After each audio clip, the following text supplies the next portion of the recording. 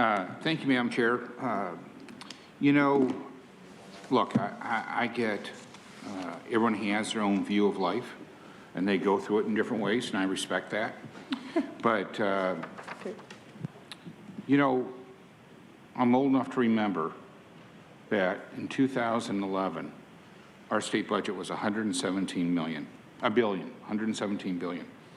Last year, it was over $310 billion. That's almost tripled in 10 years. You know what the state funds? Education, schools. They also fund, shoot, I had it here.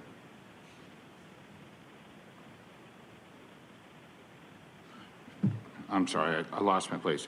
But they fund our education, they fund our transportation, they fund all these programs. And yet, education's still not fully funded. Not college, not high school, not elementary school. None of it's been fully funded, and the budget's tripled. We have, it can't possibly be the minority party's problem. There's not enough of them to shake a stick, to rub together and start a fire. So when we talk about addressing Prop 13, we're adding more money. They say hundreds of millions of dollars are lost. Those are hundreds of millions of dollars taken away from seniors, minorities, underprivileged people that have eked out a living to have a home. And that home may not be a house. It could be a condo. It could be a motor home. It could be a piece of land. Land and property create generational wealth. Generational wealth. We say that we're about lifting people out of poverty, and yet there are those who would profiteer on homelessness and like to see more of it to improve their bottom line at the expense of our seniors. On one hand, this board has put together awesome programs to prevent homelessness. And this is another tool in the tool chest for us to protect those on fixed incomes, primarily seniors, those veterans who are disabled, who are on fixed incomes, those minorities who have jobs that aren't moving with the speed of inflation. And yet we're going to throw them under the bus, potentially make them homeless, so we get hundreds of millions of more dollars to go to an institution that has yet pay for the education that their budget tripled on, and they never fully paid it off. In the 12 years I was in the legislature, it was an eye-opener. Everyone kept talking about their priorities, but nobody funded them. And I remember being the Republican in the room fighting for the very things that other people said were most dear to them. And look, I get that some people don't realize what they're saying and what they're doing. So I want to be clear. I actually support 13. It's not perfect, but I'm not in the business of passing perfect laws or doing perfect things. I'm in the business of better versus worse. And better for me is to keep my seniors, my fixed incomes, my underprivileged, my minorities, all in their homes, not letting them become homeless. And then the other part is making sure that future generations gain from that generational wealth that Prop 13 allows to occur. And I get it. You know, not everyone's going to agree with me, because there's always somebody who makes money off the poor. There's always somebody who is nefarious, who doesn't put lifting their community first and puts profiteering first. You see it in big business, but you also see it in small business, and you see it in NGOs. And I fear that we have nonprofit organizations who are maybe preying on the homeless by creating more homeless in their greed for hundreds of millions of dollars. And people say, well, corporations are getting away with a whole bunch of stuff. Sometimes those businesses own apartments. Sometimes those businesses have low income for those apartments.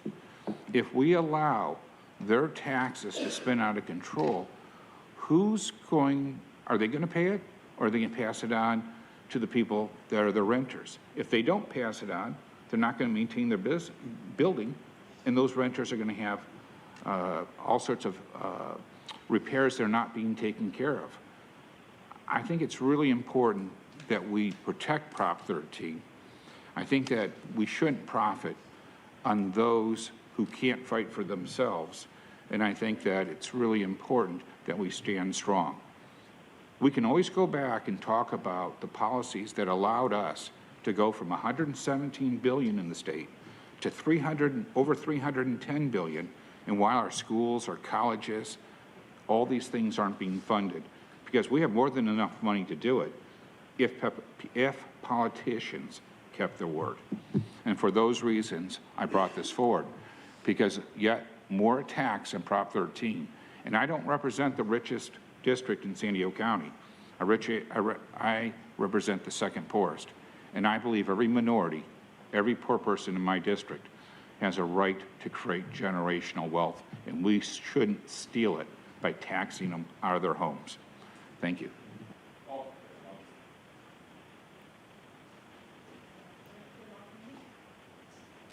Thank you so much, Chair. First, I just want to say I very strongly support homeowners and protecting the rights of homeowners to stay in their homes. I think that's has to be a top priority. There are absolutely lots of seniors across our region who their ability to stay in their homes could be threatened, with rising property taxes. And I think that's incredibly important to be very, very clear about how vital it is that we protect homeowners and their ability to continue to live in houses they often bought 10, 20, 30 years ago and might now be on a fixed income. And that's just such an important principle, I think, of our region, and something I definitely strongly support and advocate for. I think that this motion and this item is a little bit silly. This Prop 13 was passed the year I was born. There's no legislative action happening in Sacramento. I don't know. So I'm a little concerned at being a pretty big waste of taxpayer resources to be trying to ask our legislative team to put a whole bunch of energy advocating and lobbying around something that doesn't even happen and isn't even going on. It seems like it's just like a little bit of a red herring. So I'm going to be abstaining on this today. Again, strong support for our homeowners and also strong support for careful and thoughtful use of taxpayer resources to not be chasing a bunch of legislation around Sacramento that's not even happening on something that already passed 45 years ago. So thank you. It is happening with ACA 13. All right. Yes, I'll be doing that. Thank you. All right, so I'm just going to read it for the record because I don't want anybody to ensure that anybody feels like their rights were anywhere disrupted. So you have been warned 3 times, so you have forfeited your time, your ability to be here, so you're continuing to disrupt the meeting. And so you are ordered to leave this meeting. This is the 3rd time, sir. Mark? So thank you very much for being here today. Have a wonderful day.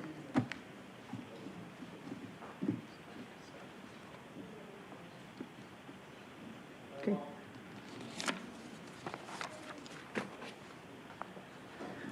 So on this item, Proposition 13, it was enacted in 1978, as it was mentioned, and it was really to protect property owners for rapidly increasing property taxes. And we can't ignore that it took place during a time when Prop 13 was adopted. There were policies that were making difficult, especially for communities of color, to access loans to purchase single-family homes. In today's economy, Prop 13 has disproportionately benefited affluent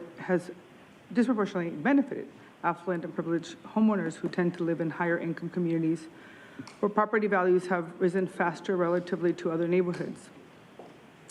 Additionally, the law gives long-term home buyers tax discounts relatively to new buyers, even for commercial property. While I recognize we need to protect homeowners from spiking property taxes, and that absolutely is one of my top priorities that can price them out of their homes, and this is something that I've been, advocating for. It does not change the fact that some provisions within the proposition need to be re-examined to ensure everyone has an opportunity to create generational wealth, because it's not a reality at the moment. As a former community college trustee and fervent education advocate, I've been supportive of previous efforts to reform Prop 13. And I know a lot of elected officials won't say that out loud, but I have, and I've stood I've been an advocate of this for many years. And so the county and our neighborhoods, especially communities of color, are missing out on potential funding that could go towards our schools and infrastructure projects. Our county's legislative program must continue to be thoughtful and thorough to ensure that well-being of our communities are prioritized. Without knowing what potential future legislation could look like, it wouldn't be prudent for us to be voting on this at this time. And so I can't at this time support this motion. So. I'll second the motion. Okay, so you have a motion and a second. Please vote. Chairwoman Vargas, with Chairwoman Vargas and Vice Chair Lawson-Remer abstaining from this item, the motion fails due to the lack of required affirmative votes.